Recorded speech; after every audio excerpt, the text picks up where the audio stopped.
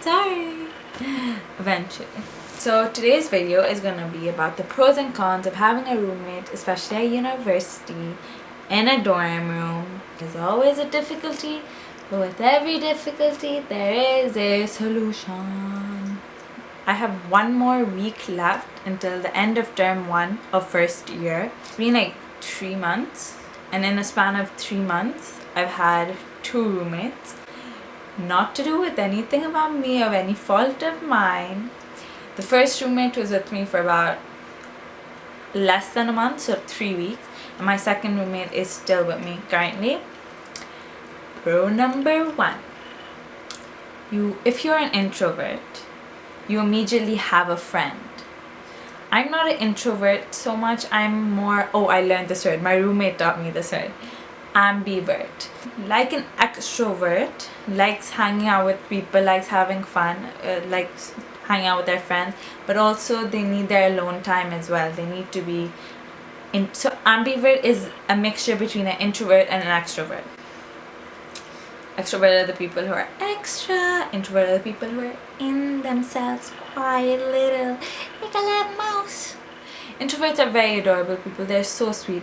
The thing with introverts is you have to make the effort in order to get to know them, because they're shy. But I'm an ambivert, and so is my roommate. So for us, it was easy. But also because we were kind of friends before, but even with my first roommate, I found that more comfortable for me because I had technically a friend immediately. And that's a good thing with a roommate. Even if you might not get along with them afterwards, initially, like the first day you meet, you're not as scared because you know, okay, I have a friend right now, right? So it kind of helps you with that social aspect of university or college, wherever you're from. Because I'm very confused because some people call it college, some people call it university. I personally call it university. Okay. Second, you have a lunch buddy, a foodie buddy, a person, especially initially in the first 2 weeks, you won't have many friends. So at least with a roommate, you can be like, oh hey, do you want to go get a bite to eat? Or oh hey, have you had lunch yet? Do you want to go eat something? Stuff like that. With my first roommate, we didn't do that actually ever. I don't think we had one meal together, but like at least once a week we do eat together. Third, we have such intellectual conversations, it's not even funny. Like we talk about our cultures, because she's from Brazil and I'm originally from Pakistan. She's originally from Brazil. She's lived the last 10 years in Canada, and like my family is like from Pakistan, from Canada, from England, so I have like mixed cultures, but like my main culture and the culture, like I'm very cultural person, I'm like pure Pakistani. So like I tell her about my culture and like about my country, and she tells me about Brazil and when she lived there, how it was like, and like we talk about such interesting things. We talk about the positives and the negatives and the beauties. And we've talked about like in one of the years, like I hope to go visit Brazil and she hopes to come visit Pakistan, and it's really fun able to share like that, our memories with each other, you know. It's really good. Another thing we discuss is like religion, politics, environment, life in general. And what's also really good is if you do get along with your roommate, you guys can help and give each other advice. And like if you've had a really bad day, you can go rant on about it with her, and it's really good that way. If you have an amazing day, you can say, oh, you have no idea, I had the best day ever. Listen to each other, because you both are living away from home and you know you get homesick, so at least you have someone to talk to, you know, you're not completely alone. This my roommate definitely does for me. If you need help with studies, your roommate might be able to help you. So for me, I'm taking Spanish. In Brazil they speak Portuguese, but she knows Spanish because she did Spanish in high school in Canada. So that way it was really good, and like she's really good at Spanish, so like I'm set for life. And like I'm really bad at Spanish, but I'm getting better. She's helped me a lot. So like you can talk to your roommate and say, oh listen, I'm really bad at this, are you good at this, or oh can you proofread this for me, you know. It's really good to have those conversations to help each other out when you're in need, you know. Yeah, it increases your social skills, and you can never get lonely. So even if you don't get along with your roommate, or if you get along with your roommate, you're never lonely. It's a good thing and a bad thing. Sometimes you want that space, you want that privacy, like you both do. In a way, it's amazing because like when you're feeling so homesick, or when you're feeling lonely because you haven't made other friends outside, suppose, like for me, that was the case. And you know your roommate's going to be there for you, which is a really good thing, and it eases your mind, you know, it helps you feel at peace a bit more, especially if you're far away from home. Okay, now the cons. Okay, now these cons, it depends, because for me all of these cons have not happened, but well, it kind of happened with my first roommate, but like not so much with my second roommate. But also these cons are just some cons in general as well, of what like I thought the cons would be of having a roommate, but not necessarily, that didn't happen with me. So a first con is, for everyone, is space and privacy. Even if the person's just sitting in their bed, you might feel like you have a lack of privacy, but that's on both sides, you know, because you both have to live in this room, so you have to make it work no matter what. Now, if you do not get along with your roommate, it gets a bit more difficult, especially like having conversations if like you guys aren't really close.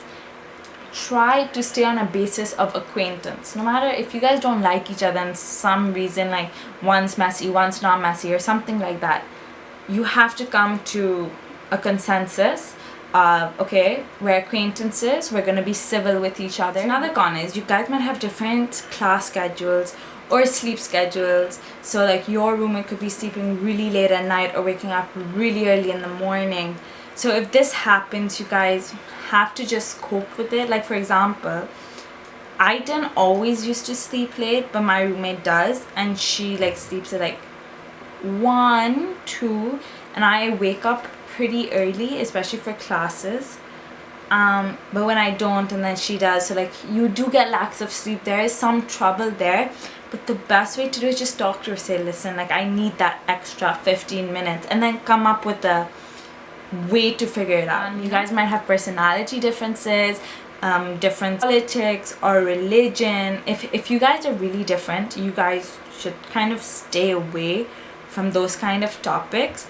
But if you do want to give her your side, then you should definitely like tell her, but in a peaceful manner. Okay, solutions, boundaries, very important. Say when I'm studying, then if we can keep it to a quiet sound in the room. Basically on the first day, just set these boundaries. Say, oh, by the way, I turn on the fan if you don't mind, or by the way, can we choose like Sunday for cleaning day? Like you guys should talk about it together, even if you guys aren't close. But if you are close, it doesn't matter. Just boundaries are very important. Even if your roommate's your new best friend, always have boundaries. Boundaries are very important. Communication and honesty. Be honest. If you're annoyed about something, or if you don't like the smell of the candle or the smell of the diffuser, just tell her. Remember, you're going to be living with this person for an entire year, and you have to be on the same base. Be friendly. Even if your roommate is not your best friend and your roommate is getting on your nerves, be friendly throughout it. If you want to say something and you feel like screaming, just say nicely, your side's really messy and I don't mind, but it's kind of cluttering to my side as well, so if you could kindly clean it whenever you're free or something like that. Okay. Share your responsibilities. If the room is smelling, you both talk to each other and say, the room is smelling, we have to open the windows, we have to spray the room. Or have you seen the dorm bathrooms? Communal bathrooms I'll make a video on it. The communal bathrooms are the absolute worst. But with positivity, everything is fine. That's what I like about me and my roommate. We have like a consensus, we have like same mind-to-mind kind of focus going on, and we help each other out. And if you guys get really lucky, you'll get a roommate like mine, and it'll be tolerable, and you'll be able to like be much happier. But if you try to get to know the person, try to get to know their side, try to get to know their background, try to get to know why they are the way they are, that usually helps a great deal.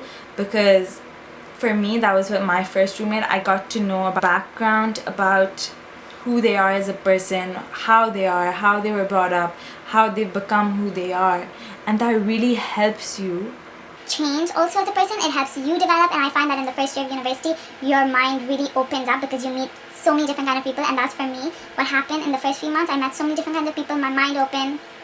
It taught me about huge aspects of life. And my first roommate really helped me open my mind that way. And even though we were not best friends, Start a lot of things that I feel that if you don't get along with your roommate, you find out about these things, because that way you will treat your roommate differently, you know? It's more about getting to know a person personally in order before you can judge them. Don't judge a book by its cover, and don't judge someone's personality before getting to know actually why they are the way they are, you know? Well, good luck to everyone who's starting university or will start university next year and who's getting a roommate. You just have to go in with a positive mindset. Don't go in with high hopes. Don't go in with low hopes. Just go in saying, I hope I get whatever I'm meant to get, you know? Try to be as positive as you can. and I love you all. Kisses. Okay, bye. Thank you for watching. Subscribe and like to my channel, if that makes sense. Okay, bye.